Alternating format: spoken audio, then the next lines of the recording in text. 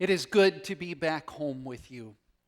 My family and I returned from our renewal leave, the time that we had that you prayed us through and granted us recharged, rejuvenated, renewed. We have new energy. We have stories to tell and experiences to share, and we are excited to share those, but we are also excited to hear yours about how over these weeks, how God has made you new, what God has been doing. You've been exploring music in different ways and worship in different ways. You've had life here in different ways, and now we are excited to hear those stories too. Because that's how this works. God at work in us to renew us, to make us new, to rejuvenate, and God strengthening us together for service. It's going to take a while, isn't it?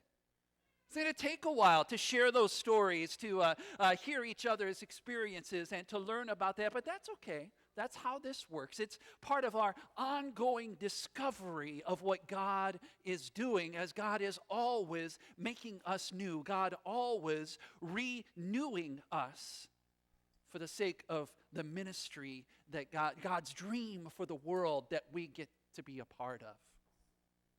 And so it is good to be back with you here this morning. And with my family, I bring you greetings from the good people of Encare Olmotoni Parish, the Alorian congregation, and their pastor Laratoni Loishie, that's really hard for me to say, of Arusha, Tanzania. While we were there in Tanzania, we worshiped with them, and they welcomed us so warmly. I brought your greetings to them, explained who I was, and then was carrying your greetings, and asked if I could bring their greetings back to you, and they cheered. And they were excited about that. It was an enthusiastic yes. They welcomed us warmly. They cleared space in the front so that we could sit. It seems that in American Lutheran churches, that's not a problem. But in Tanzania, they had to clear the space for us, edging people aside, sort of pushing them and rerouting people so that we could have a place of honor as we were there. They welcomed us as VIPs, and their gifts of hospitality, their gifts of welcome, that sense of being sisters and brothers together with people that we had just met reminded me of you. That joy that we experience here. That joy that we have as we welcome people that we haven't yet met, but we know are sisters and brothers, and we discover together how God has called us to serve out in the world. That joy that we share, I felt that there. It reminded me of you. As they had confirmation Sunday, and probably 30 kids being confirmed at least that day. They had 3 choirs, one of whom danced. They had singing and song and prayer, all the pieces of liturgy that we're familiar with. And while we didn't know a single word they were saying, we felt at home, and that's that gift of being sisters and brothers today. It was also a 5-hour service. But you will be glad to know that the guys up in the AV booth have warned me that they're going to turn off the mic after 15 minutes and flash the pipes like a disco ball. So it is good to be back here with you. Another thing we did that reminded me of you, while we were in Arusha, we visited a health ministry that we together as a congregation have been a part of for some time. This is through the Jacobson family, Mark and Linda, who has been friends of our congregation for, I think, 20 plus years. And with them, we began a health ministry called the Plaster House. And we had a chance to go visit it. Now, the Plaster House came out of a recognition that there in Tanzania, there were a number of kids being born, as they are here, with easily correctable and treatable birth defects. Things like clubfoot, cleft palate, cleft lip, stuff like that. And then brittle bones from fluoride. They have too much fluoride in the water. These are easily correctable, but you have to get the care for it, and it's easier when they're younger. And so they found at the hospital there that when they would provide the surgery and then have to put a cast on the child as they recovered, it was hard for the parents to know how to care for that.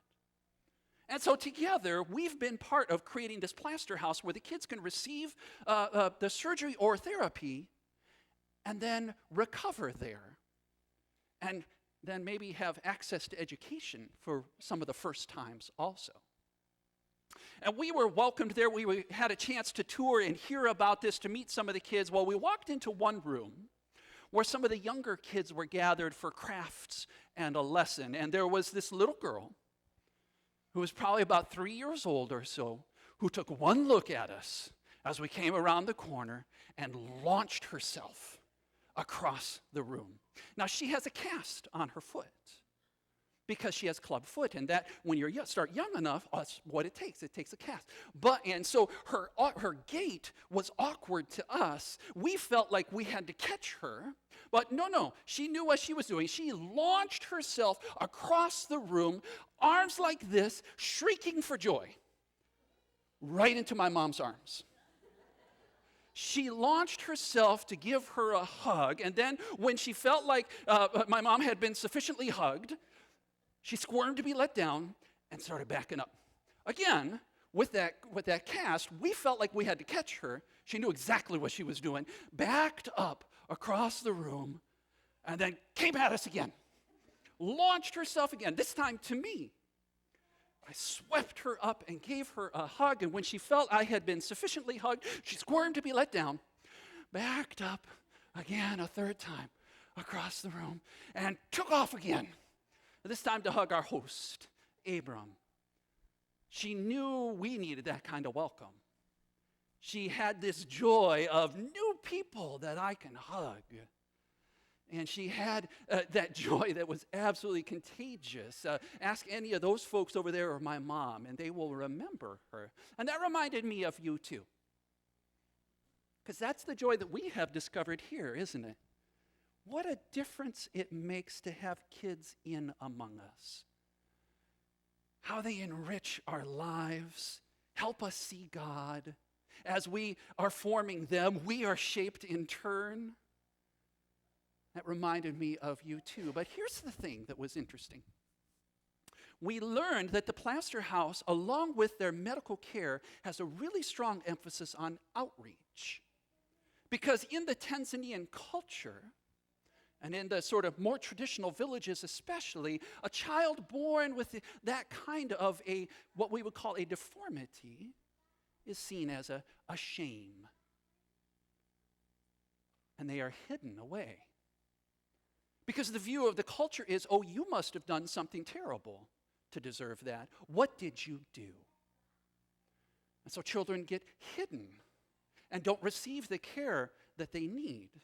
So that little girl that launched herself across the room might not get the care. It might be shut away somewhere, except for the work that we do to help people understand, no. That's not how God works. That's not who our God is. But God sees his beloved children.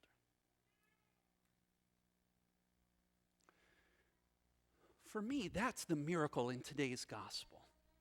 Yes, there's this marvelous healing of this woman who's been bent over for 18 years. Now, imagine that, 18 years she has been bent, unable to stand up straight. You can try this in your seat. Go ahead. Try bending over like that. And I want you to notice what you can and can't see.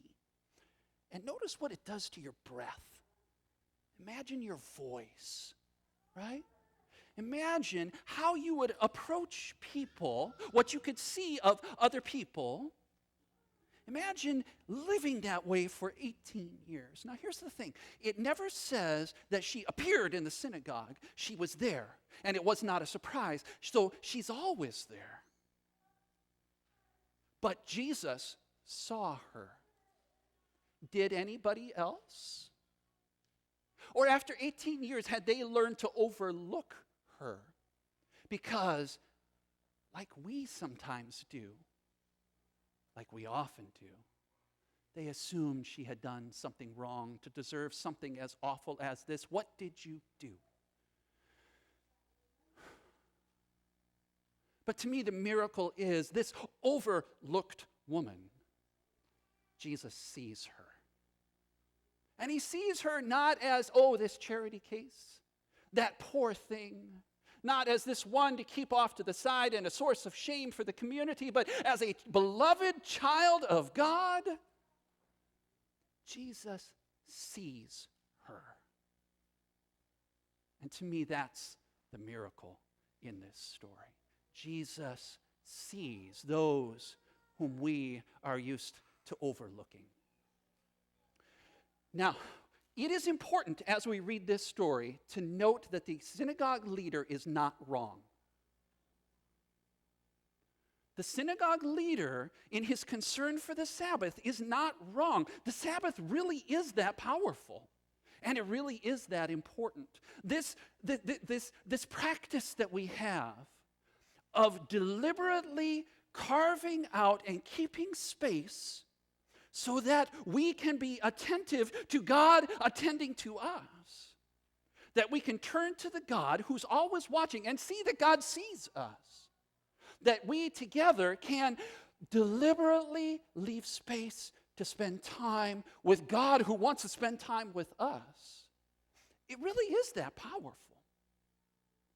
When we keep the Sabbath, it is a declaration that we will not be a commodity in our world. We're not going to be just another cog who makes more money, a replaceable, interchangeable widget. When we keep Sabbath, we are declaring ourselves and forming and shaping ourselves to see ourselves as God does, that we are more than we make. We are more than what we do. But we are the ones beloved by God who wants to spend this kind of time with us. Keeping Sabbath makes us who we are. That's our identity, and it shapes us as such. It really is that important. And it is that powerful. The synagogue leader is not wrong. Where he went astray was that he forgot that as we keep Sabbath, it keeps us. And that even as we attend to our traditions and our rituals and the well-worn paths that teach us how to understand God and shape us as we keep that Sabbath, part of keeping Sabbath is also watching for what new thing God is doing. How is God surprising us today? How does God see us in ways that we maybe wouldn't anticipate? And who does God see that we are used to overlooking? That's where the synagogue leader missed out.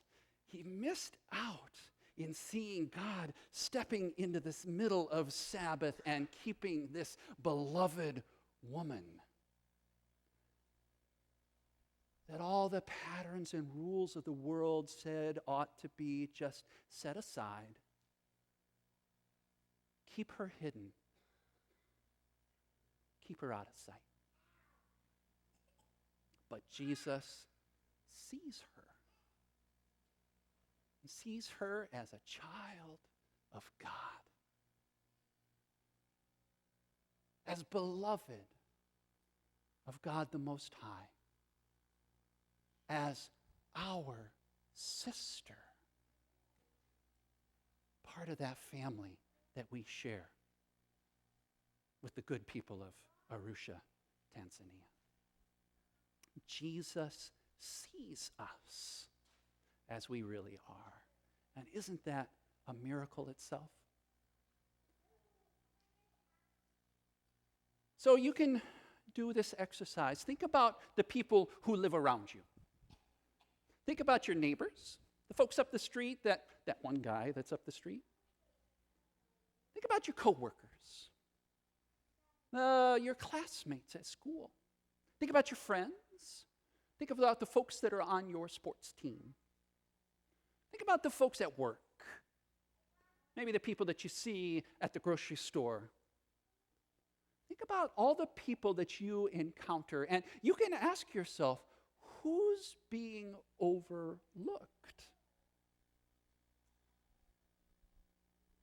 Who is our world not used to seeing? Whose voice is not being heard in our community? Who is slipping through the cracks? Who's being looked over? That's the one, isn't it? That's the one that Jesus sees. That's the one that Jesus knows is a child beloved of God. That's the one that you are being sent to this morning. To be the hands and heart of Jesus. And to make sure they know Jesus sees them. Just like Jesus sees you. Beloved child of God.